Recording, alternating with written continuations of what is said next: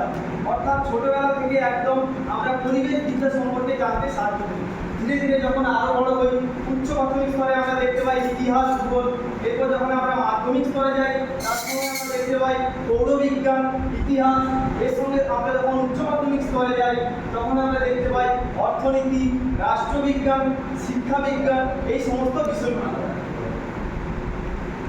বর্তমান দিনে ইতিহাস সম্পর্কে আমাদের সমাজ বিজ্ঞানের স্থান কতটা, অর্থাৎ আমরা বিদ্যালয়ে ইতিহাসকে কীভাবে জানব, অর্থাৎ ইতিহাস আমাদের কী বলে।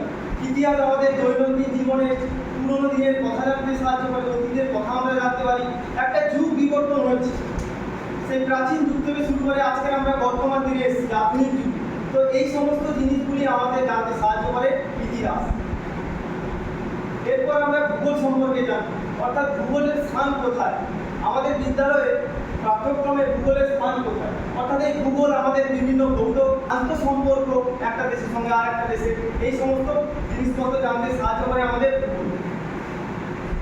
এরপর রাষ্ট্রবিজ্ঞান, অর্থাৎ আমরা উচ্চ মাধ্যমিক স্তরে দেখতে পাই এই রাষ্ট্রবিজ্ঞান, অর্থাৎ রাষ্ট্র সম্পর্কে জ্ঞান। কীভাবে আরও গণতন্ত্র, কীভাবে সমাজ ব্যবস্থাটা এগিয়ে চলছে এবং শাসন ব্যবস্থাটা কেমন আছে, এই সমস্ত জিনিসগুলি আমাদের রাষ্ট্রবিজ্ঞান সাহায্য করে।